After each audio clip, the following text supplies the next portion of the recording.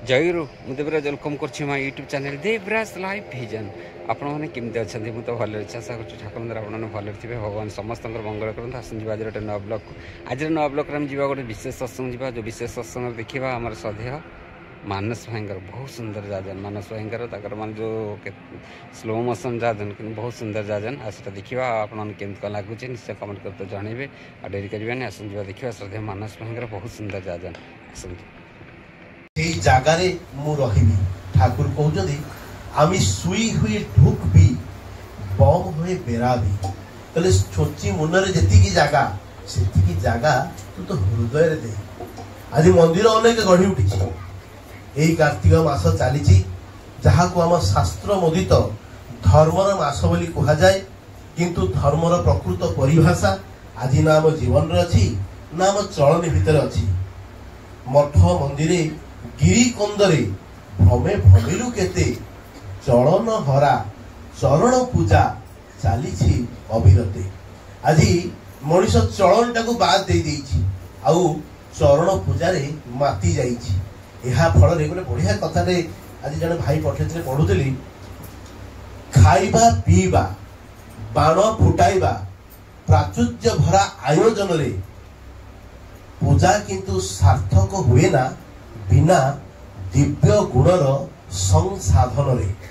तामने मो भितर यदि पूजा करी दिव्य गुण गुड़िक प्रस्फुटित न हैला ताले से पूजा किंतु बंधा से पूजा स्टेराइल हो जाए से पूजार किछि माने रहेना।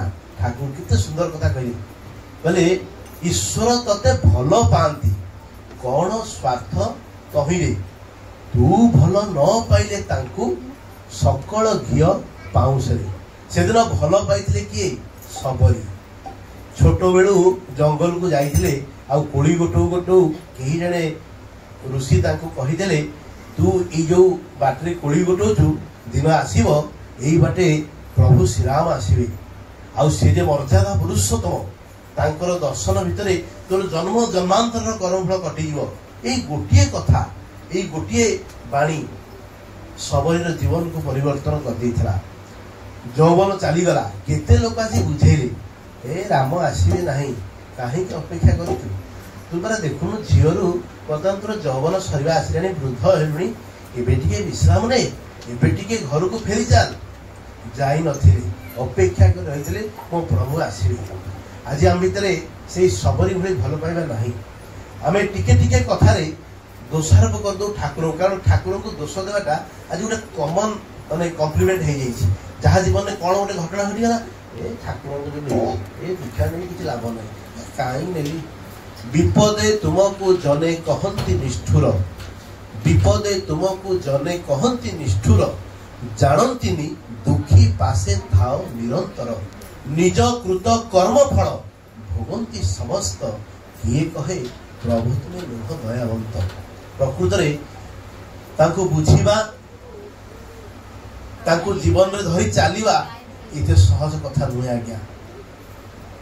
प्राण भरी भल पाइबा पड़े आउ तांकर दया नहले मध्य मुई सत्संग रे बसी पारिबि नाही।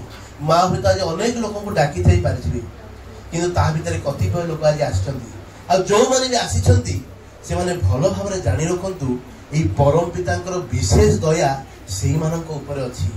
नहले आज मनीष को अनेक सुजोग अच्छी अनेक बाहाना ता पाखरे अच्छी सत्संग निजक दूरे ना लोक को जिते दीक्षार कथा कह हुए से आखि तराटी दिखती किंतु जो मद पियार कथा कह हुए कौन से असत कर्म कर कथा हुए मारी मन मिटिमिटी कर बहुत आनंद मिले किंतु जो दीक्षार कथा दीक्षा मुझे आलो बोपा दीक्षा नहीं मु पारि मु दीक्षा नेले मु कौन छाड़ी पारि मो बाछरा करी मु सकाळ उठी पारि जीवन में किंतु मंगल मु चाहे किंतु मंगलर गोटे आचरण मो भितर देखा जीव ना।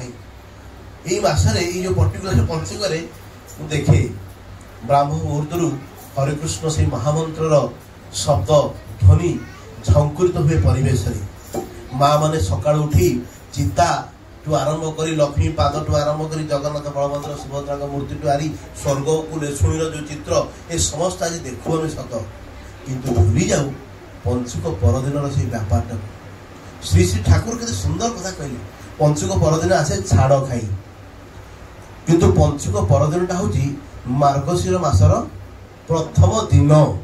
मार्गशीर मास क्या पूजा करूँ ना माँ लक्ष्मी को पूजा करूँ, किंतु लक्ष्मी आवाहन किंतु घर को कुकुड़ा नहीं करूँ। आम लक्ष्मी को चाहू, लक्ष्मी आम जीवन में दरकार।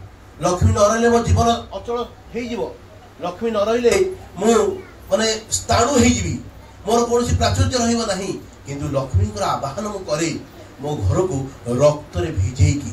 गोटे बढ़िया कथा पढ़ुी जिते आम परिवार कहीं जड़े चली जाए से आम कौन कहू भाई मूर्तिका हो गला, छुईवा कथा नुहे, मूर्तिका हो गला कौन लोक चली घर बापा चलीगले माँ चलीगले छुईवाने मूर्तिका। किंतु भूली जाऊ जो कुकुड़ाटी को जो छेड़ी को काटी आम आणु सी कौन सजीव थाए कि सी भी मृत थाए, किंतु ताकू आनी घरे रखी आमे महा आयोजन सहित रोषे करी खाऊ। आ परवर्ती समय को आज मटन टा जबरदस्त था। चिंता करंतु से बढ़िया कथा लिखिते कहले ये हत्याकारी सी थरे हत्या करे, किंतु आमे माने होचे एभली हत्याकारी जो माने हत्या करू ताकू रांधिकी खाऊ आ खाई सारा पर कहू आज खूब आनंद होई। चिंता करंतु को भलिया कर्मफल को आमे आम घर को आमंत्रण करिचे, कारण मनीष आज बुझेना। ठाकुर निजे कहले माछ मांस खासेन आर पियाज रसुण मादक छाड़। मु देखे यही संसार परिवेश भितर लोक माने मद मांस प्रति किभली आकृष्ट होती। परवर्ती समय जीवन ए रकम हो 42 वर्ष बयस 43 वर्ष बयस डाक्तर परामर्श आसी रुटी और सन्तुला छड़ा आउ कौन खाद्यर विकल्प नहीं, आउ कि खाई पार शरीर ऑलरेडी डैमेज्ड। ये जो भाई बस देवी भाई देखुचे ये जो भाई कीर्तन करुले आम भीतर व्यक्तिगत साधन भदन किसी नहीं। आमे तथाकथ सबरी भली श्री श्री ठाकुर को भल पाइनु। आमे ना अरुआ खाइचु ना गेरुआ पिंधिचु, किंतु आमे बुझीचु जीवन प्रकृत में सार्थक हुए गुरु को धरिले। संत कबीर गोटे बढ़िया कथा कहले, कहले गुरु गोविंद दो खड़े काके लागू पाए, बलिहारी गुरु आपने गोविंद दियो बताए। कहले गुरु और गोविंद जदि दुई जन छिड़ाई थांती ताने मु काहा को प्रणाम करिवि ना मु सेही गुरु को प्रणाम करिवि जे मते गोविंद का सहित परिचित कराई देले। ठाकुर को बढ़िया भजन पुइनाइका गाती सदगुरु धर देख भी जदि तारे सेई अखंड परम ब्रह्म व्याप्त जिनी चराचरे। श्री श्री ठाकुर जीवन गोटे छोट घटना तो सरी आसुची। 1341 मसीह जिते सतीश चंद्र गोस्वामी दा श्री श्री ठाकुर अनन्य भक्त थे।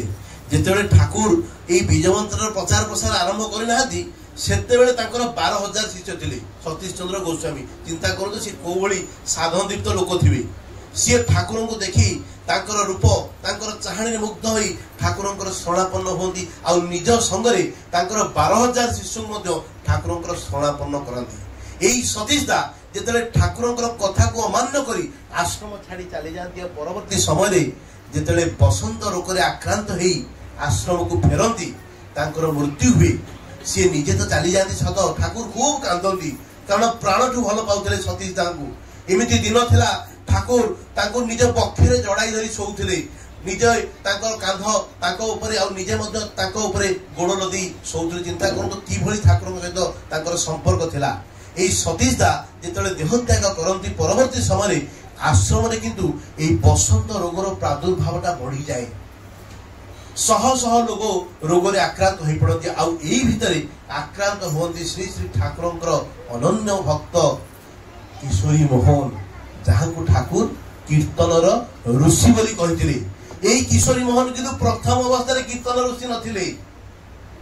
माँ ठाकुर माँ कहले हरे अनुकूल तू से किशोरी सहित कहीं मिशुचु सी मद्यपान करे सी गोटे गुंडा तू प्रति मिशेनि। कारण अनेक गाँ लोक कहन ठाकुर माँ को तुम पुओ अनुकूल खूब भद्र किंतु से जे किशोरी मोहन सहित मिशुची सी नष्ट हो। से दिन माँ जो ठाकुर को पचारदे अरे तू अनुकूल कहीं से किशोरी सहित मिशुचु ठाकुर उत्तर कहले युवक अवस्था चिंता करूँ कौन उत्तर देदेवी। ठाकुर कहले माँ खाली अपेक्षा कर मु किशोरी पटु को ढलुची ना किशोरी मोड़ को ढलुची भविष्य गर्भ को अपेक्षा कर आ देखा जाए से गुंडा সেই মদ্যপ কিশোরী মোহন ଠାକୁରଙ୍କୁ ଭଲ ପାଇ ଏ ରକମର ଅବସ୍ଥା ହେଇଛି। ଠାକୁର ତାଙ୍କୁ କୀର୍ତ୍ତନର ଋଷି କରେଇ ଦେଇଛନ୍ତି। ଠାକୁରଙ୍କ ପାଇଁ ସେ ପାଗଳ ପ୍ରାୟ ହେଉଛନ୍ତି। ନିଜର ମଲା ପୁଅକୁ ଭସେଇକି ମଧ୍ୟ ଠାକୁରଙ୍କୁ ଦେଖି ମଲା ପୁଅର ଶୋକକୁ ଭୁଲି ଯାଇଛନ୍ତି। ଆଉ ଠାକୁରଙ୍କ ମୁଖରୁ ସେଦିନ ବାଣୀ ବାହାରିଥିଲା, ଦୁନିଆଦାରୀର କଥା ଭାବିଲେ ପାଗଳ ହୋଇଯିବୁ, ଆଜି ଯେ ନିଶାରେ ବିଭୋର ହୋଇ ଭୂତ ପରି ଛୁଟି ଚାଲିବୁ, କାଲି ସେହି ନିଶାରୁ ଗଲେ ଅକୁଳରେ ଭାସିବୁ, ସତନାମ ବୋଲରେ ମୁଖେ ଯଦି ଭବ ପାରେ ଯିବୁ। ଆମେ କୀର୍ତ୍ତନ ଗାଉ, ଭାଇମାନେ କୀର୍ତ୍ତନ ଗାଆନ୍ତି। କଳିରେ ନାମ ଏକା ସାର, ଧନ ଜନ ସବୁ ଅସାର। କରୋନା ଗୋଟେ ରୋଗ ଆଇଲା, ଗୋଟେ ପରିବାରର ସମସ୍ତଙ୍କୁ ନେଇକି ପଳେଇଛି। ତାଙ୍କ ପରିବାରରେ ମାନେ ବାକି ଖାତା କେତେ କଲେକ୍ସନ କାହାଠୁ ହବାର ଅଛି, ବିଜନେସ କଣ, ଲୋନ କେତେ କରିଛି, କେତେ ବ୍ୟାଙ୍କରେ ବାଲାନ୍ସ ଅଛି, ଏଟିଏମ ପିନ୍ ପର୍ଯ୍ୟନ୍ତ ଲୋକ ଭୁଲି ଯାଇଛନ୍ତି। କାରଣ ପରିବାର କେହି ନାହାନ୍ତି ଆଉ ବୁଝିବା ପାଇଁ। ଚିନ୍ତା କରନ୍ତୁ, ଆମେ ମାନେ ପରମ ଭାଗ୍ୟବାନ। এইভଳି ଏକ ମହାପ୍ରଳୟରେ ମଧ୍ୟ ଠାକୁର ଆମକୁ ରକ୍ଷା କରିଛନ୍ତି। ତେବେ এই ରକ୍ଷାର ସୂତ୍ର କ'ଣ? ଠାକୁର ମନକୁ ରକ୍ଷା କରିଦେଲେ। ଠାକୁର କହିଲେ ରକ୍ଷାର ନିୟମକୁ ଯିଏ ପାଳନ କରେ ସେ ହିଁ ରକ୍ଷା ପାଏ। ରଖେ ହରି ମାରେ କିଏ, ମାରେ ହରି ରଖେ କିଏ। ଠାକୁରଙ୍କୁ ଦିନେ ପଚରାଗଲା। ଆମେ ନର୍ମାଲି ଲୋକ ଯେତେବେଳେ ବୁଝୁଥିଲୁ, ଯେତେବେଳେ ଠାକୁରଙ୍କୁ ଦେଖିବା ଆମେ ଏହା ଭାବୁଥିଲୁ, ହରି ଯାହାକୁ ମାରିବେ ତାକୁ ରଖିବ କିଏ, ଆଉ ହରି ଯାହାକୁ ରଖିବେ ତାକୁ ମାରିବ କିଏ। ପ୍ରହ୍ଲାଦ କଥାରେ ଆମେ ଦୃଷ୍ଟାନ୍ତ ଦେଖୁନ, ପ୍ରହ୍ଲାଦକୁ ଭଗବାନ କେମିତି ରକ୍ଷା କଲେ। ପିତା ହାତୀ ପାଦ ତଳେ ତାକୁ ଚାପି ଦେଲେ, ନିଆଁରେ ପକେଇ ଦେଲେ, ପାହାଡ଼ରୁ ପେଲି ଦେଲେ। ଭଗବାନ ବିଷ୍ଣୁଙ୍କର ପରମ ଭକ୍ତ ବୋଲି ଭଗବାନ ବିଷ୍ଣୁ ତାକୁ ରକ୍ଷା କଲେ। ଆମେ ଏଇ ପ୍ରକାର ବୁଝୁଥିଲେ, କିନ୍ତୁ ଶ୍ରୀ ଶ୍ରୀ ଠାକୁରଙ୍କ ଦୃଷ୍ଟିଭଙ୍ଗୀ ଏକଦମ ନିଆରା। ଶ୍ରୀ ଶ୍ରୀ ଠାକୁର ଏତେ ସୁନ୍ଦର ଭାବରେ କହିଲେ ରଖେ ହରି, ଗୋଟେ କମା ଅଛି, ମାରେ କିଏ, ପୁଣି ମାରେ ହରି ରଖେ କିଏ। এই ରଖେ ହରି ମାନେ କଣ ନା, ହରିଙ୍କୁ ଯିଏ ରଖିଛି, କୋଉଠି ରଖିଛି, ଖଟୁଲି କରିକି ଘରେ ନା ମାର୍ବଲ ସିଂହାସନରେ ନାହିଁ ଆଜ୍ଞା। ହରିଙ୍କୁ ଯିଏ ହୃଦୟରେ ରଖିଛି, ହରି କିଏ ସେ କି? ଠାକୁରଙ୍କୁ ପଚରା ଯାଇଥିଲା, ଠାକୁର ଭଗବାନଟାର ମାନେ কি? ଠାକୁର କହୁଛନ୍ତି ଭଗବାନଟା ଭଜ ଧାତୁ থেকে ଆସିଛି। ଆଉ ଭଗବାନର ଅର୍ଥ ହଉଛି ସେବାବାନ। ଯିଏ ଯେତେ ସେବା ଦିଅନ୍ତି ସିଏ ମଣିଷର ସେତେ ବଡ଼ ଭଗବାନ।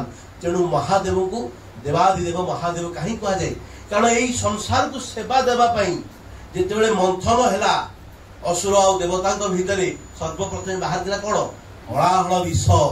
ଯୋଉ ବିଷ ସମଗ୍ର ପରିବେଶକୁ କଳା କରିଦେଲା, ଯୋଉ ବିଷର କ୍ଷଣିକ ମାତ୍ର ଗ୍ରହଣରେ ମଣିଷ ମୃତ୍ୟୁ ମୁଖରେ ପଡିଥାନ୍ତା, ସେ ସମସ୍ତ ବିଷକୁ ସ୍ୱୟଂ ମହାଦେବ ନିଜେ ପାନ କରିଦେଲେ। ତେଣୁ ତାଙ୍କର ଆଉ ଏକ ନାମ ହଉଛି ନୀଳକଣ୍ଠ। ଏଇ କଥା କୌଣସି ଦେବାଦେବୀ ବହି ନଥାଏ। ଠାକୁର ଆମକୁ ଦେଖେଇଲେ, ଆରେ ଦେବତା ରୂପେ ମହାନ ସିଏ, ଯେ ମଣିଷକୁ ସେବା ଦେଇ ନିଜ ଜୀବନକୁ ଉତ୍ସର୍ଗ କରି ମଣିଷ ସାମ୍ରାଜ୍ୟକୁ ରକ୍ଷା କରିଛନ୍ତି। ଶ୍ରୀ ଶ୍ରୀ ଠାକୁରଙ୍କ ଜୀବନ ଯଦି ଆମେ ଆଲୋଚନା କରିବା, ଆମେ ମାନେ ଆଖିରୁ ଲୁହ ବି ଟିକେ ଅଟକିବ ନାହିଁ। କିଭଳି ଭାବରେ ଠାକୁରଙ୍କୁ କଷ୍ଟ ହେଇଛି। ସେଦିନ ଯେତେବେଳେ ସେ ଯୋଉ ବାଛୁରୀଟା ବେକରେ ପଘାଟା କଷି ହେଇଯାଇଛି, ବାଛୁରୀଟି ବୁଲୁଥିଲା, ହଠାତ୍ କିନି ବନ୍ଧ ତଳକୁ ଗଳି ପଡିଛି, ଆଉ ପଘାଟା ତା ବେକରେ ଖୁବ୍ କଷି ହେଇଯାଇଛି। ଠାକୁର ନିଜ ବେକକୁ ଧରି ଚିତ୍କାର କରୁଛନ୍ତି, ଆରେ ମଞ୍ଚି ମରିଗଲା ରେ, ମରିଗଲା ରେ, ମରିଗଲା ରେ। ଦେଖାଯାଉଛି ଅଦୂରରେ ସେଇ ବାଛୁରୀଟି କଷି ହେଇଛି ପଘାରେ, ଯେମିତି ତାକୁ ମୁକ୍ତ କରାଯାଏ ଠାକୁର ଆଶ୍ୱସ୍ତି ଲାଭ କରନ୍ତି। ରାତିରେ ବର୍ଷା ହଉଛି, ଠାକୁର ଆଶ୍ରମ ଅଭିମୁଖେ ଯାଉଛନ୍ତି, ଦେଖିଲେ କେତେ ଗୁଡିଏ ବେଙ୍ଗ ପିଲା ମରିଯାଇଛନ୍ତି। ଠାକୁର ଜିଦି ଧରି ବସିଲେ ସେଇ ବର୍ଷା ରାତିରେ, ଘର ତିଆରି କର, ବେଙ୍ଗ ପିଲାମାନଙ୍କୁ ନେଇ ସେଠି ଛାଡ, ତାପରେ ଯାଇ ମୁଁ ଘରକୁ ଯିବି। ଚିନ୍ତା କରନ୍ତୁ, ପ୍ରତ୍ୟେକ ଦିନ ଝାଡା ଯାଉଥିଲେ। ଏଇ ଝାଡା ଯିବା ସମୟରେ ଦିନେ ପାଇଖାନାରେ ଗୋଟେ କୀଟକୁ ଦେଖିଦେଲେ, ବାସ୍ ସରିଗଲା କଥା, ଆଉ ଠାକୁରଙ୍କର ଝାଡା ନ ହୁଏ। ପ୍ରତ୍ୟେକ ଦିନ ଯାଆନ୍ତି। କାହିଁକି ତାଙ୍କୁ ପୁରୁଷୋତ୍ତମ କୁହାଯାଏ? ଆମେ ମାନେ ହୁଏତ ଦିନେ କରୁ, 2 ଦିନକୁ ଭୁଲି ଯାଉ, କିନ୍ତୁ ସିଏ ତାଙ୍କ ଚଳନୀ ଭିତରେ ଜୀବନର ଶେଷ ପର୍ଯ୍ୟନ୍ତ ସେଇ କଥାକୁ ପ୍ରତିପାଳନ କରିଛନ୍ତି ଯାହା ସେ କହିଛନ୍ତି। ପ୍ରତ୍ୟେକ ଦିନ ଝାଡା ଯାଉଥିଲେ, ଆଉ ପାଇଖାନାକୁ ତନ୍ନ ତନ୍ନ କରି ଦେଖୁଥିଲେ। ଯୋଉଦିନ ସେଇ କୀଟଟିକୁ ଦେଖୁଥିଲେ, ନିଜ ହାତରେ ସେଇ କୀଟଟିକୁ କାଢୁଥିଲେ, ତାପରେ ଯାଇ ଝାଡା କରୁଥିଲେ। ଯୋଉଦିନ ଦେଖୁନଥିଲେ ସେଦିନ ଝାଡା ତାଙ୍କର ହଉନଥିଲା, ବନ୍ଦ, ଝାଡା ଯାଉନଥିଲେ। ଚିନ୍ତା କରନ୍ତୁ, ଆବନର୍ମାଲି ନର୍ମାଲ, ବୁଝି ହବ ନାହିଁ। ଜଣେ ଗୁରୁ ଭାଇକୁ କହିଦେଇ ଗଲେ, ଆରେ ସେ ବୁଲା କୁକୁରଟାର ଦେହ ଖୁବ୍ ଅସୁସ୍ଥ, ତୁ ତାର ଟିକେ ଦାୟିତ୍ୱ ନବୁ, ମୁଁ କିଛି ସମୟ ପାଇଁ, କିଛି ଦିନ ପାଇଁ ଆଶ୍ରମ ବାହାରକୁ ଯାଉଛି, ଫେରି ଆସିଲେ ମୁଁ ତାର କଥା ଯତ୍ନ ନେବି। ଏଇ ସମୟରେ ଜଣେ ଭଦ୍ରବ୍ୟକ୍ତି ଆଇଛନ୍ତି ପରୀକ୍ଷା କରିବା ପାଇଁ, ଯେ ଇଏ କାଳେ ଠାକୁର ଦେଖାଉଛନ୍ତି ମଣିଷ ଭଳିଆ, ଧୋତି ପିନ୍ଧୁଛନ୍ତି, ପଇତା ଖଣ୍ଡେ ପିନ୍ଧୁଛନ୍ତି, ଇଏ କ'ଣ ଲୋକଙ୍କ ଘରେ ଠାକୁର ବୋଲି ଏହା କହି ମନ ଭିତରେ ଅନେକ କିଛି ପ୍ରଶ୍ନ ନେଇ ଆସିଛନ୍ତି। ଆଉ ଦେଖୁଛନ୍ତି ଗୋଟେ ମାନେ କାନ୍ଦ ହଉଛି ଏ ରକମର, ଯେମିତି ମଣିଷ ତାର ନିଜର ଅତି ପରିଚୟ, ଅତି ନିଜର ଲୋକଟାକୁ ହରେଇ ଦେଇଛି। ଆଉ କାନ୍ଦୁଛନ୍ତି କିଏ ନା ସତ୍ସଙ୍ଗର ମୌନମଣି ଶ୍ରୀ ଶ୍ରୀ ଠାକୁର। ସେ ପଚାରୁଛି ଲୋକଟା, ଏଇ ଲୋକଟା କାହିଁ ଏତେ କାନ୍ଦୁଛି କ'ଣ ପାଇଁ? ନା ସେ କଥା କ'ଣ କି ବା ଠାକୁର, ଏଇ କ'ଣ ଠାକୁର ଏମିତି କ'ଣ କାନ୍ଦୁଛନ୍ତି? ନା ସେ କ'ଣ ପାଇଁ କାନ୍ଦୁଛନ୍ତି, କ'ଣ ହେଲା ତାଙ୍କର? ସେ ଗୋଟେ ବୁଲା କୁକୁରଟେ ଆଘାତପ୍ରାପ୍ତ ହେଇକି ଆଶ୍ରମକୁ ଆସିଥିଲା। ଠାକୁର ତାର ଦାୟିତ୍ୱ ଜଣେ ଗୁରୁ ଭାଇକୁ ଦେଇଥିଲେ। ବ୍ୟକ୍ତିଗତ ଅବହେଳା କାରଣରୁ କୁକୁରଟି ଚାଲି ଯାଇଛି। ଠାକୁର କାନ୍ଦିକି ଗଡ଼ୁଛନ୍ତି। ଏ ଲୋକ ପଚାରିବାକୁ ପ୍ରଶ୍ନ ରହିଲା ନାହିଁ। କହିଲା ବୁଲା କୁକୁରଟେ ପାଇଁ ଯାହା ଭିତରେ ଏତେ ଦରଦ, ଏତେ ଭଲ ପାଇବା, ମଣିଷ ପାଇଁ ଯେ ତାଙ୍କର କ'ଣ ଦରଦ ଥିବ ତାହା ଆଉ ବୁଝିବା ମୋର ବାକି ରହିଲା ନାହିଁ। ଇଏ ହିଁ ପ୍ରକୃତରେ ପୁରୁଷୋତ୍ତମ। ଶ୍ରୀ ଶ୍ରୀ ଠାକୁରଙ୍କୁ ପଚରାଇଛି। ଯେତେବେଳେ ତତ୍କାଳୀନ କଲିକତାର ଅର୍ଥମନ୍ତ୍ରୀ ଯାଇଛନ୍ତି ଠାକୁରଙ୍କ ଆଶ୍ରମକୁ, ଆଶ୍ରମ ପରିଭ୍ରମଣ କରି ଦେଖୁଛନ୍ତି ଲୋକମାନେ ଏଠି ମହା ଆନନ୍ଦରେ ଆନନ୍ଦ ବଜାର ଖାଉଛନ୍ତି। ଆଉ এই ଆନନ୍ଦ ବଜାର ସମସ୍ତ ଖର୍ଚ୍ଚ ଭାର ଆଶ୍ରମ ବହନ କରୁଛି। ସେଦିନ ଶ୍ରୀ ଶ୍ରୀ ଠାକୁରଙ୍କ ପାଖକୁ ଯାଇ ପହଞ୍ଚିଗଲେ। କହିଲେ ଠାକୁର, ଆପଣଙ୍କର ଯେଉଁ ସଂସ୍ଥା ମୁଁ ଦେଖିଲି, ଆପଣ ଯଦି ଗୋଟେ କିଛି ଆଡଭର୍ଟାଇଜମେଣ୍ଟ କରନ୍ତେ ତାହେଲେ କିଛି ଗୋଟେ ଏନଜିଓ ସଂସ୍ଥା ବା କିଛି ଗୋଟେ ସଂସ୍ଥା ଆପଣଙ୍କୁ ସାହାଯ୍ୟ କରନ୍ତା। ଲୋକମାନେ ଆନନ୍ଦ ବଜାରରେ ଖାଉଛନ୍ତି, ତେଣୁ ଆପଣଙ୍କୁ ସାହାଯ୍ୟ କରନ୍ତେ। କେଡ଼େ ସୁନ୍ଦର କଥା ଠାକୁର କହିଲେ। କହିଲେ ଦାଦା, ଆପଣଙ୍କ ଘରେ ଆପଣଙ୍କ ପରିବାର ଅଛି? ନା ହଁ ଅଛି। ନା ଆପଣଙ୍କ ପରିବାରରେ କିଏ କିଏ ରୁହନ୍ତି? ନା ମୁଁ, ମୋ ସ୍ତ୍ରୀ, ମୋ ପୁଅ ଝିଅ ସବୁ ରୁହନ୍ତି। ନା ଆଚ୍ଛା, ଆପଣ ଆପଣଙ୍କ ସ୍ତ୍ରୀ ଆଉ ପୁଅ ଝିଅ ପାଇଁ ଯାହା କରନ୍ତି ତାହା କ'ଣ ଆପଣ ପରିବେଶରେ ପ୍ରକାଶ କରନ୍ତି? ନା ସେଥିପାଇଁ କିଛି ଆଡଭର୍ଟାଇଜମେଣ୍ଟ କରନ୍ତି? ନା ସିଏ ଆଜ୍ଞା ମୋ ନିଜର ଲୋକ, ମୁଁ ଆଉ ଆଡଭର୍ଟାଇଜମେଣ୍ଟ କ'ଣ କରିବୁ? ନା ଠିକ୍ ସେମିତି ମୁଁ ମଧ୍ୟ ଏମାନଙ୍କୁ ଭାବେ, ଏମାନେ ମୋର ଅତି ଆପଣାର ନିଜର ଲୋକ, ପର ବୋଲି କାହାକୁ ଭାବେ ନାହିଁ। ପରବର୍ତ୍ତୀ ସମୟରେ ଠାକୁର ଷ୍ଟେଟମେଣ୍ଟ ଦିଅନ୍ତି, man is my income, love is my expenses. ସେଦିନ ଯେତେବେଳେ ୟୁରୋପିଆନ ମାଇକେଲ, ଯିଏ ଜଣେ ସାମ୍ବାଦିକ ଥିଲେ, ଠାକୁରଙ୍କ ପାଖକୁ ଆସୁଛନ୍ତି, ଫେରି ଯାଇଥାନ୍ତେ, ଜଣେ ଗୁରୁ ଭାଇଙ୍କର ଆହ୍ୱାନରେ ଠାକୁରଙ୍କ ପାଖକୁ ଆସନ୍ତି। କେଇ ଦିନର ସାନ୍ନିଧ୍ୟ ଭିତରେ ଦେଖନ୍ତି ଠାକୁରଙ୍କର ଅମୀୟ ଭଲ ପାଇବା, ଅନୁଭବ କରନ୍ତି ଜୀବନ୍ତ ଯୀଶୁଙ୍କୁ ଶ୍ରୀ ଶ୍ରୀ ଠାକୁରଙ୍କ ଭିତରେ। ଯିବା ସମୟରେ ଠାକୁରଙ୍କ ପାଖରେ ପ୍ରାର୍ଥନା କରନ୍ତି, ଠାକୁର ମୁଁ ଦୀକ୍ଷା ନେବାକୁ ଚାହେଁ। ଠାକୁର କହିଲେ ଖୁବ୍ ଭଲ କଥା, ତୁମେ ଦୀକ୍ଷା ନେଇପାର। ଦୀକ୍ଷା ତାଙ୍କୁ ବ୍ୟବସ୍ଥା କରାଯାଏ। ସେତେବେଳେ ଦୀକ୍ଷା ନେଲା ପରେ ଦୀକ୍ଷାଦାତା ଗୁରୁଙ୍କ ଉଦ୍ଦେଶ୍ୟରେ ଗୋଟେ ପ୍ରଣାମୀ ଦିଆଯାଏ। ଯେହେତୁ ଶ୍ରୀ ଶ୍ରୀ ଠାକୁର ସଶରୀରରେ ଥିଲେ, ତେଣୁ ମାଇକେଲ ଚିନ୍ତା କରୁଛନ୍ତି ଯେ ମୁଁ ମୋର ଗୁରୁ, ମୋର ଆରାଧ୍ୟ, ମୋର ପ୍ରିୟ ପରମଙ୍କୁ ମୋ ଜୀବନର କିଛି ଗୋଟେ ଉପହାର ଦେବି। ହାତରେ ଗୋଟିଏ ଘଣ୍ଟା ସେ ପିନ୍ଧୁଥିଲେ। ଏଇ ଘଣ୍ଟାଟାକୁ ସେ ଖୁବ୍ ଭଲ ପାଉଥିଲେ। ଗୋଟିଏ ବି ମୁହୂର୍ତ୍ତ ଏଇ ଘଣ୍ଟାଟାକୁ ନିଜ ଠାରୁ ଦୂରେଇ ରଖୁନଥିଲେ, ଏତେ ଭଲ ପାଉଥିଲେ। ୟୁରୋପୀୟ ମାନେ ଖୁବ୍ ପ୍ରାକ୍ଟିକାଲ। ସିଏ ଠାକୁର ପାଖକୁ ଯାଇ କୁହନ୍ତି, ଠାକୁର ମୁଁ ନାମ ନେଲି, ଆଉ ମୋର ଗୋଟେ ଇଚ୍ଛା ଅଛି। ଠାକୁର କହିଲେ କ'ଣ? ନା ମୋର ଇଚ୍ଛା, ମୁଁ ଆପଣଙ୍କୁ କିଛି ପ୍ରଣାମୀ ଦେବାକୁ ଚାହୁଁଛି। ନା ଠିକ୍ ଅଛି। ଠାକୁରଙ୍କୁ ହାତଟା ଖୋଲୁଛନ୍ତି ଘଣ୍ଟାଟାକୁ, ଠାକୁର ଏଇଠି ଆମର ଦୀକ୍ଷା ପ୍ରଣାମୀ। କଥା କଥା ସମସ୍ତେ ବସିଥିଲେ। ସେମାନେ ସମସ୍ତେ ବି ଜାଣିଥିଲେ ଯେ ମାଇକେଲ ଏଇ ଘଣ୍ଟାଟିକୁ ଖୁବ୍ ଭଲ ପାଆନ୍ତି। ସେ ଅନ୍ତର୍ଯାମୀ ଆଜ୍ଞା, ଭାବିର ସାଥେ ମାନେ ନା କରିଲେ ଭାବ ଅଭାବ ଯାବେ କିସେ। ତାଙ୍କୁ ବୁଝିବାକୁ ଗଲେ ଭାବ ଦରକାର। ଏଇ ଯୋଉ ତଥାକଥିତ ମାନେ ଉପର ଠାଉରିଆ ଭଲ ପାଇବା ଭିତରେ ଦେଇ ସିଏ ପ୍ରକଟିତ ହୁଅନ୍ତି ନାହିଁ। ଠାକୁରଙ୍କର ବାଣୀ ଲେଖା ହେଇ ସତ୍ୟାନ୍ତରରେ କହିଲେ, ହୀରା ଯେଭଳି କୋଇଲା ପ୍ରଭୃତି ଆବର୍ଜନା ଭିତରେ ଥାଏ, ଉତ୍ତମ ରୂପେ ପରିଷ୍କାର ନ କଲେ ତାର ଜ୍ୟୋତି ବାହାରେ ନାହିଁ, ସେ ମଧ୍ୟ ସଂସାରରେ ଅତି ସାଧାରଣ ଜୀବ ପରି ରହିଥାନ୍ତି। ପ୍ରେମର ପ୍ରକ୍ଷାଳନରେ ହିଁ ତାଙ୍କ ଦୀପ୍ତିରେ ଜଗତ ଉଦ୍ଭାସିତ ହୁଏ। ପ୍ରେମୀର ସଙ୍ଗ କର, ସତ୍ସଙ୍ଗ କର, ସିଏ ଆପଣା ଛାଇ ପ୍ରକଟ ହେବେ। ଯିଏ ତାଙ୍କୁ ଭଲ ପାଇଛି, ଯିଏ ତାଙ୍କୁ ଆପଣାର କରିଛି, ଯିଏ ତା ଜୀବନର ସର୍ବସ୍ୱ ଭାବି ତାଙ୍କୁ ନିଜ ହୃଦୟର କଥା କହିଛି, ସେ ବ୍ୟକ୍ତ ହୋଇଛନ୍ତି, ପ୍ରକଟିତ ହୋଇଛନ୍ତି। ପ୍ରକାରାନ୍ତରେ ତାର ମସ୍ତିଷ୍କରେ ଯାଇ ତାର ସେ ସମସ୍ୟାର ସମାଧାନ ସୂତ୍ର ଦେଇଛନ୍ତି। ଯେତେବେଳେ ମାଇକେଲ ଖୋଲିକି ଘଣ୍ଟାଟା ଦେଇ ଦଉଛନ୍ତି, ଠାକୁର ଘଣ୍ଟାଟାକୁ ତନ୍ନ ତନ୍ନ କରି ଦେଖୁଛନ୍ତି ଅନେକ ବାର। ଆଉ ଦେଖିଲା ପରେ କିଛି ସମୟ ଅଟକି ଯାଇ ଘଣ୍ଟାଟିକୁ ନେଇ ମାଇକେଲଙ୍କ ହାତରେ ପୁଣି ବାନ୍ଧି ଦଉଛନ୍ତି। ଆଉ କହୁଛନ୍ତି, ଏଇଟା କିନ୍ତୁ ମୋର ଘଣ୍ଟା, ଆଜିଠାରୁ ଏଇ ମୋର ଘଣ୍ଟାଟା ମୁଁ ତୁମକୁ ଦେଲି, ତୁମେ ଏହାର ଦାୟିତ୍ୱ ନେବ। ଆଖି ଛଳଛଳ ହେଇଯାଉଛି ମାଇକେଲଙ୍କର। ସେ ଠାକୁରଙ୍କୁ କହୁଛନ୍ତି, ଠାକୁର ଟିଚ୍ ମି ହାଉ ଟୁ ଲଭ୍ ୟୁ, ଠାକୁର ମୋତେ ଶିକ୍ଷା ଦିଅନ୍ତୁ ମୁଁ କେମିତି ଆପଣଙ୍କୁ ଭଲ ପାଇବି। ଠାକୁର ଗମ୍ଭୀର ହେଉଛନ୍ତି। ଠାକୁର କହୁଛନ୍ତି love me, your love will teach you how to love me. ମୋତେ ଭଲ ପାଆ। ସେ କିଛି ଚାହାନ୍ତିନି, ଯୋଉ ଭୋଗ ଆମେ ଦେଉଛେ ଏ ଭୋଗ ଭୋଗ ସେ କିଛି ଚାହାନ୍ତିନି, କେବଳ ଚାହାନ୍ତି ଆମଠୁ ଭଲ ପାଇବା। ଆଜି ସେ ଭଲ ପାଇବାର ଅଭାବ। ମନ୍ଦିର ଆମେ ଯାଉ, ଭୋଗ କରୁ, ସବୁ ଜିନିଷ କରୁ। ମୁଁ କିଏ ମନ୍ଦିର ବିଶେଷ ଯାଏ ନା, ଏଥିପାଇଁ ଯାଏ ନା, ଭାଗବତରେ ଗୋଟେ କଥା ଅଛି ଯେ ମୋତେ ଯାହା ଅର୍ପଣ କରିବ ପୁନଶ୍ଚ ତାହା ଗ୍ରହଣ ନ କରିବ। ଆମେ ଭୋଗ ନେଇକି ଯାଉ କିନ୍ତୁ ପୁଣି ଥରେ ଘରକୁ ଫେରେଇ ଆଣୁ, ତାହେଲେ ସେ ଭୋଗ ସମର୍ପିତ ହେଲା କି?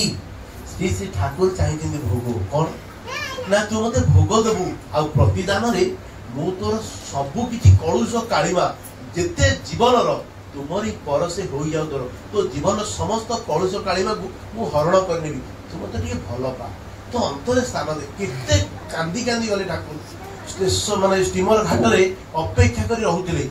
ଯୋଉଦିନ ମଣିଷ ଆସୁଥିଲେ ଠାକୁରଙ୍କର ଖୁସିର ଅନ୍ତ ନଥିଲା, ଆଉ ଯୋଉଦିନ ମଣିଷ ଆସୁନଥିଲେ ଠାକୁର ନିୟମାନ ହେଇ କାନ୍ଦୁଥିଲେ। ଆଜ୍ଞା ସମୟ ତ ସରିଗଲାଣି, କଣ ତାଙ୍କର କଥା କହିବା, ତାଙ୍କ କଥା କହିକି ଭାଷା ବ୍ୟକ୍ତ କରିହେବନି। ତାର ଛୋଟ ଘଟଣାଟି ମନେ ପଡ଼ିଲା କହିଦେଉଛି। ସେଦିନ ଠାକୁରଙ୍କର ଖୁବ୍ ଝାଡ଼ା ହେଉଛି। ଠାକୁରଙ୍କ ମାତା ମନମୋହିନୀ ଦେବୀ ଠାକୁରଙ୍କୁ ବାରଣ କରିଛନ୍ତି ଯେ ଆଜି ଠାକୁରଙ୍କୁ କୌଣସି ଖାଦ୍ୟ ଦିଆଯିବ ନାହିଁ, ଟିକେ ରେଷ୍ଟ୍ରିକ୍ସନରେ ରହିବେ। ଭକ୍ତ କିଶୋରୀ ମୋହନ ସେଦିନ ଅଛନ୍ତି। କିଶୋରୀ ମୋହନକୁ ଠାକୁର କହୁଛନ୍ତି ଏ କିଶୋରୀଦା ଆଉ ଆଜି ଠିକ୍ କାହିଁ ମୋତେ ପାନ୍ତୁଆ ଖାଇବା ପାଇଁ ଇଚ୍ଛା ହେଉଛି। କିଶୋରୀଦା ମୁଣ୍ଡରେ ହାତ ଦିଅନ୍ତି, କହିଲେ କ'ଣ କହିଲେ ଆଜ୍ଞା? ପାନ୍ତୁଆ ମାନେ ଗୋଟେ ଛେନାରେ ତିଆରି ଗୋଟେ ଜିନିଷ, ଇଆଡ଼େ ଝାଡ଼ା ପେଟ, ଯଦି ମୁଁ ଛେନାର ତରକାରୀ ଖାଇବି ବା ଛେନାରେ ତିଆରି ଜିନିଷ ଖାଇବି ତାହେଲେ ତାହା କେତେ କଷ୍ଟଦାୟକ ହେବ। ଝାଡ଼ା ଆହୁରି ବଢ଼ିଯିବ ପଛେ କମିବ ନାହିଁ, କିନ୍ତୁ ଠାକୁର ଇଚ୍ଛା କରୁଛନ୍ତି। କିଶୋରୀ ମୋହନ କହୁଛନ୍ତି ଆଜ୍ଞା ମୋତେ କ୍ଷମା କରନ୍ତୁ, ମାତାଙ୍କ ଆଦେଶ ମୁଁ ଟାଳି ପାରିବି ନାହିଁ। ନା ତୋ ଗୁରୁର ଆଦେଶକୁ ଟାଳି ପାରିବୁ ଆଉ ମାତାଙ୍କ ଆଦେଶ ଟାଳି ପାରିବୁନି, କ'ଣ ତୁ ଗୁରୁଦ୍ରୋହୀ ହବୁ? ଏମିତି ଅନେକ କଥା କହନ୍ତି। କିଶୋରୀ ମୋହନ ଚିନ୍ତାରେ ପଡ଼ିଯାନ୍ତି, କହିଲେ କରିବି ତ କରିବି କ'ଣ? ଏପଟେ ଏଣୁ ମାଇଲେ ଗୋ ହତ୍ୟା, ତେଣୁ ମାଇଲେ ବ୍ରହ୍ମ ହତ୍ୟା, ଗୋଟେ ଗୋଟେ ମାଙ୍କ ନିର୍ଦ୍ଦେଶ, ଗୋଟେ ଗୋଟେ ସାକ୍ଷାତ ଗୁରୁଙ୍କ ନିର୍ଦ୍ଦେଶ। ଏ କଥା ଭିତରେ ଚିନ୍ତା ଭିତରେ ପାନ୍ତୁଆ ଆଣିବି କୋଉଠୁ? ଇଆଡ଼େ ତ ଆଶ୍ରମକୁ ସବୁ ଗେଟ୍ ବନ୍ଦ ହେଇଯାଇଛି, ଲୋକଙ୍କର ଆଉ ପ୍ରଣାମୀ ହଉନାହିଁ, ଲୋକଙ୍କୁ ବନ୍ଦ କରିଦିଆଯାଇଛି। ଠାକୁରଙ୍କ ଦେହ ଅସୁସ୍ଥ, ଠାକୁର କାହାକୁ ଦେଖାଦେବେ ନାହିଁ। ଇଏ ଯେତେବେଳେ ଏଇ କଥା ଚିନ୍ତା କରି ଆଉଛନ୍ତି, ଗେଟ୍ ବାହାରେ ଗୋଟିଏ ଗଛ ମୂଳରେ ଗୋଟିଏ ବୁଢ଼ୀ ଲୋକଟିଏ ଛିଡ଼ା ହେଇଛି। ଆଉ ସେ ବୁଢ଼ୀ ଲୋକଟିର ଅଣ୍ଟା ନଇ ଯାଇଛି, ସିଏ ଛିଡ଼ା ହେଇ ଅପେକ୍ଷା କରିଛି ତାର ସେଇ ଚକ୍ଷୁ ଭରା ନୟନରେ ଆଶ୍ରମ ଭିତରକୁ। କିଶୋରୀଦା ଯାଇକି ପହଞ୍ଚନ୍ତି ତା ପାଖରେ, କହିଲେ ଆରେ ମା ଆଜି ଠାକୁରଙ୍କ ଦେହ ଅସୁସ୍ଥ, ଠାକୁର ଆଜି ଦର୍ଶନ ଦେବେ ନାହିଁ, ଫେରିଯା। ନା ପୁଅ ଅନେକ ଦୂରରୁ ଆସିଛି, ଆଉ ଆସିପାରିବି କି ନାହିଁ ମୁଁ ଜାଣେ ନା, ସମୟର ଅପରାହ୍ନରେ ମୁଁ ଅଛି, ଜୀବନ କେତେବେଳେ ଛାଡ଼ିଯିବ, କିନ୍ତୁ ଏଇ ଠାକୁରଙ୍କ ଉଦ୍ଦେଶ୍ୟରେ ଗୋଟେ ପାନ୍ତୁଆ କିଛି କରିକି ଆଣିଥିଲି। ଚିନ୍ତା କରନ୍ତୁ ଆଜ୍ଞା, ଇଆଡ଼େ ସେ ବୁଢ଼ୀ ମାଟି ପାନ୍ତୁଆ ଧରିକି ଗେଟ୍ରେ ଛିଡ଼ା ହେଇଛି, ଇଆଡ଼େ ଠାକୁରଙ୍କ ଭିତରେ ଭାବ ସୃଷ୍ଟି ହେଲାଣି ମୁଁ ପାନ୍ତୁଆ ଖାଇବି, ଇଆଡ଼େ ଝାଡ଼ା ହେଉଛି। କମ୍ବିନେସନ ଦେଖନ୍ତୁ, ଭକ୍ତ ଛିଡ଼ା ହେଇଛି ଠାକୁରଙ୍କୁ ଦେବା ପାଇଁ, ଭଗବାନଙ୍କର ଇଚ୍ଛା ଅଛି ଖାଇବା ପାଇଁ, ଇଆଡ଼େ ନେଚର କହୁଛି ଯେ ତାଙ୍କର ଶରୀର ଅସୁସ୍ଥ, ସେ ପାନ୍ତୁଆ ଖାଇବେ ନାହିଁ। ଏ ତିନିଟା ଟ୍ରାଙ୍ଗଲ ଭିତରେ ଦେଖାଯାଉଛି କିଶୋରୀ ମୋହନ ଆବାକ ହେଉଛନ୍ତି, ପ୍ରକୃତରେ ସେ ଅନ୍ତର୍ଯାମୀ। ମା ଦେ ଦେ ଦେ ତୋରି ପାନ୍ତୁଆକୁ ବୋଧେ ଠାକୁର ଅପେକ୍ଷା ହେଇ ରହିଥିଲେ, ଦେ ଦେ କ'ଣ ଆଣିଛୁ ଦେ। ମାଠୁ ଗ୍ରହଣ କରନ୍ତି ପାନ୍ତୁଆ, ଠାକୁରଙ୍କୁ ନିଅନ୍ତି, ଠାକୁର ଗୋଟେ ପରେ ଗୋଟେ 3-4ଟି ପାନ୍ତୁଆ ଖାଇ ଦିଅନ୍ତି। ବଡ଼ ଆଶ୍ଚର୍ଯ୍ୟର ବିଷୟ, ଗୋଟିଏ ପାନ୍ତୁଆ ଖାଇଥିଲେ ଯାହାଙ୍କ ଶରୀର ଆହୁରି ବିଗିଡ଼ି ଯାଇଥାନ୍ତା, 3-4ଟି ପାନ୍ତୁଆ ଖାଇଲା ପରେ ମଧ୍ୟ ଠାକୁରଙ୍କର ଝାଡ଼ା ବନ୍ଦ ହେଇଯାଇଛି, ବିନା କୌଣସି ମେଡିସିନ। ତେଣୁ ବୁଝି ହେବ ନାହିଁ ସେ କ'ଣ, ସେ ଭାବାତୀତ, ସେ ତ୍ରିଗୁଣ ରହିତ, ତାଙ୍କୁ ଭାଷାରେ ବ୍ୟକ୍ତ କରିବା ସମ୍ଭବ ନୁହେଁ। ଆସନ୍ତୁ ପ୍ରାଣ ଭରି ତାଙ୍କୁ ଭଲ ପାଇବା। ଜୀବନ ସର୍ବସ୍ୱ ସିଏ, ଜୀବନ୍ତ ଠାକୁର ସିଏ, ଜୀବନ୍ତ ଠାକୁର ଆସନ୍ତି ଯେବେ କେଇ ଜଣ ତାଙ୍କୁ ଧରେ, କହେ ଭଗବାନ ପୁରୁଷୋତ୍ତମ। ଚାଲିଯିବାର ପରେ ସେ ଆସିଛନ୍ତି ନରତନ ଧରି। ଭାଗବତର ସେଇ କଥା, ଜୀବନ ନିସ୍ତାର ଲାଗି ନନ୍ଦସୁତ ହରି, ଜଗତେ ପ୍ରକଟ ହେଲେ ଗୁରୁ ରୂପକୁ ଧରି। ସେ ଗୁରୁ ରୂପେ ଆସିଛନ୍ତି ଆମକୁ ଉଦ୍ଧାର କରିବା ପାଇଁ।